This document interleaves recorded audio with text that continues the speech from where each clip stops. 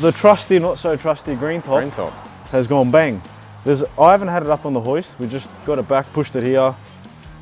But from what I could see, I think maybe the gudgeon pin has come out of the piston. I'm not quite sure because I can't see too well.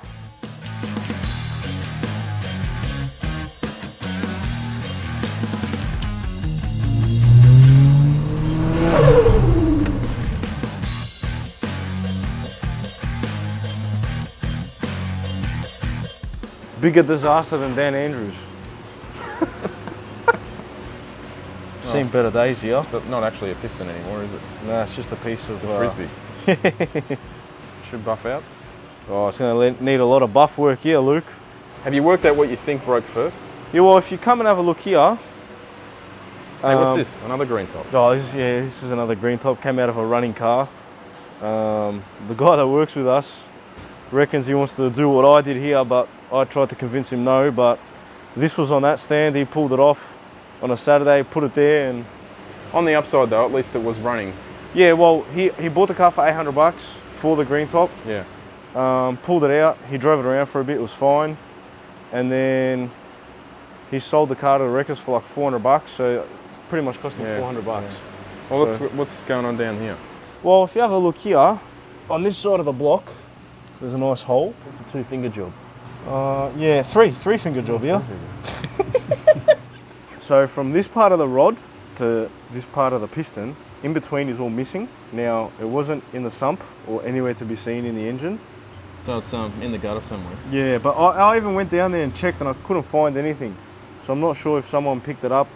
So I reckon what's happened here, this gudgeon pin is seized. Yeah. And has just pulled, obviously, everything from the piston down apart, and then the rod snapped because this seized. So yeah, I reckon it all started here and this seized. Damaged the bottom of the bore on that side, on the other side. So I reckon this barra is good for Port Phillip Bay boat anchor with the rest of the barras. Like, look, I love a barra. Barras are good, but not this one. So safe to say, you probably wouldn't buy another green top and bang it in the car if you don't know its history. Oh, look, you know what? I'll be honest with you. Like, this guy works with us. He can do whatever he wants. I said to him, like, if anything happens, it's not my problem, and he's willing to take the risk. I wouldn't do it for a customer. Yeah. But like, we build engines, and as you'll see in the future episodes, you know, we build engines and like whatever it may be. So it's not worth the risk, the stuff around, not knowing what's going on in here. Like, it's all good and well, you pull the sump off, have a bit of a look, but how far do you go? Do you start pulling the tray off, right? And then it's like, all right, I'll pull a cap off, have a look at bearings.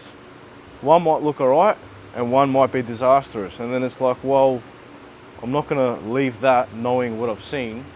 So if you've got the capabilities to build an engine, why not build it? I know, and you guys do, so. And we do. New coffee table for the reception. Yeah, that's it. We'll turn it into a coffee table or something. I don't know. Or if anyone's got a big boat that need an anchor, come pick it up.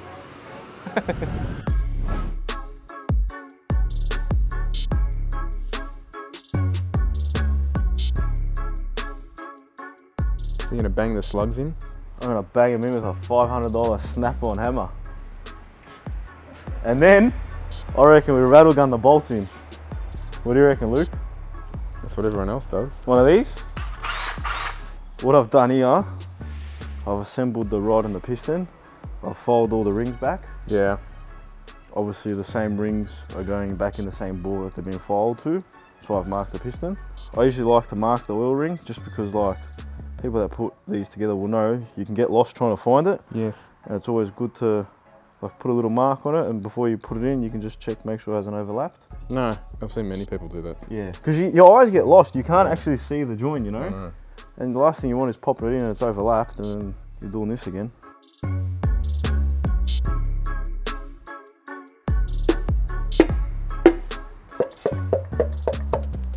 What are you doing, man? Where's the rattle gun? Do we dare?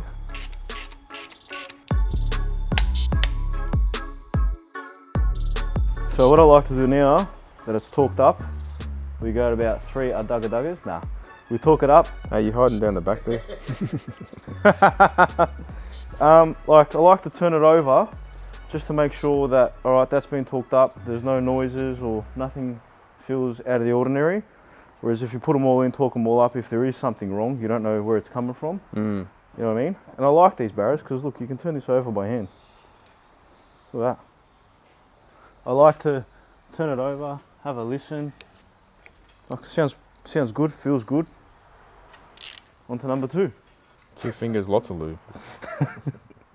Yeah, this is the liquid moly oil that we use. It's black, so kind of like used oil, but it's not.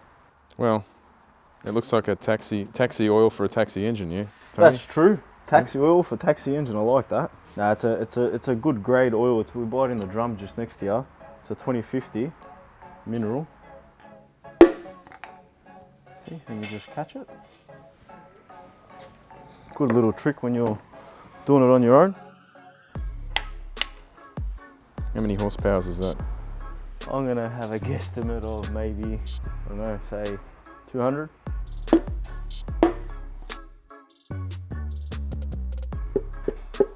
Thought I'd also mention that before we put the crank in, we obviously do a bearing check, make sure that's within the tolerance that we want for the clearance. Then there's other things that we also go over and check as well. So it's not just putting a set of bearings in the block on the caps and then just like sitting the crankshaft in. And then the same goes for all the rods. We did a bearing check there, and there's a few other things that we checked, and like we found that we had to use a different bearing to achieve the clearance that we wanted. So yeah, it's not just getting things out of the boxes, putting them on. Like for example, the rods, because Dandy Engines have done all the machine work here. We had to I had to get them to hone the rods where the gudgeon pin goes, because like I wasn't quite happy with that. So yeah, just sort of saying like it's not just grabbing parts, opening boxes and putting it all together and Well, it sort of sums up what you have to do pre-assembly stuff. yeah, that's right, and hoping for the best. Like obviously before this day, there's things that I had already done to get to this stage. So it wasn't just, you know, grab them, put them on. I said, yeah, I'm not filming you doing the rings. It takes forever. Yeah, and like, you know, I'd done all the rings and all the other sort of checks that we had to do, and then we've just come here now to get all the fun stuff recorded for everyone to see, you know, so yeah. So it'll be running by the end of the day. I'm hoping the next hour. Last one, mate. Last one, Luke. Bit G'd up here, mate. It's quite exciting. Found our little marker here, that little yellow dot or line. I want to give a shout out to Speed Pro in Dandenong. They've supplied pretty much everything for this build here. So if anyone ever needs anything, go see Marcus, Matt, and all the other boys down there. They do a good job. They also give some killer deals and prices. So shout out to those boys. Thank you very much. Oh, well, this is a bit different. I'm in control of the camera here. How are you, Luke? Now, I haven't even rotated this, but I reckon it's already making more torque than a Subaru. Oh, look at that. Look at that. Huh? Now, what do you think of that, Luke? Well, apparently Barras only lasts 2 weeks, so Well, maybe we let it sit here for 2 weeks. it's about to kick a rod out already. Now, I've also seen, hey Andrew, yes, sir. Look mate, I'm on the camera here. How are you? I don't know if Luke's going to post this up, but it's quite interesting. Here you go, Luke, how do we turn it off? I noticed this, Tony, earlier. What's the finish you've got on it? So, this is phosphating. It's like a chemical treatment, and a lot of people that have built Barras will see that these things rust. Yeah. Like you can leave this unoiled and just let it sit for a very long time and it won't rust. Mm-hmm. Look, I did a bit of research on it. I don't know too much about it, but it's got something to do with bird shit. So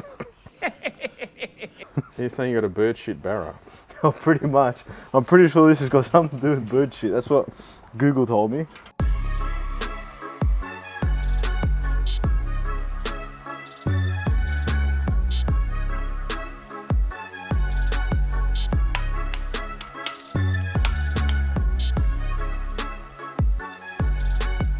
It's just always good to check, you know, make sure there's enough clearance everywhere. Now I know, like, it's one of those things where you've done so many, but there's always that one.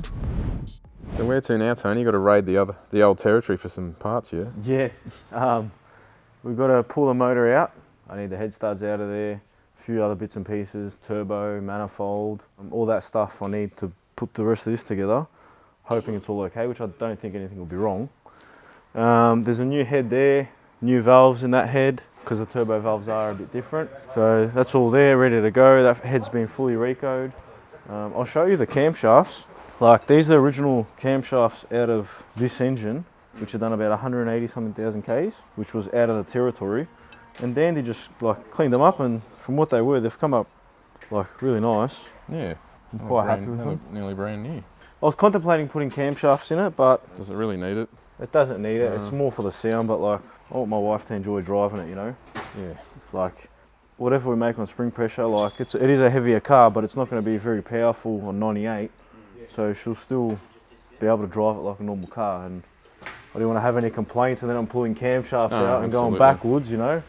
So we'll just leave it the way it is like this, and that's it. Just put on E85 and turn it up and we'll race it.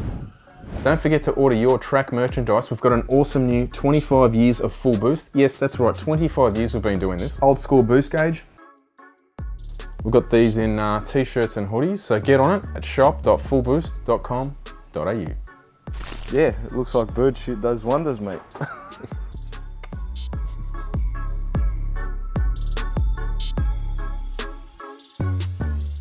You got enough food here, Tony? I think we're feeding half of Fairfield, Andrew.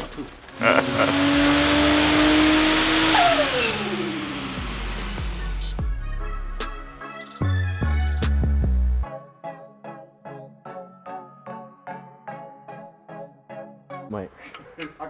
Agadaga built.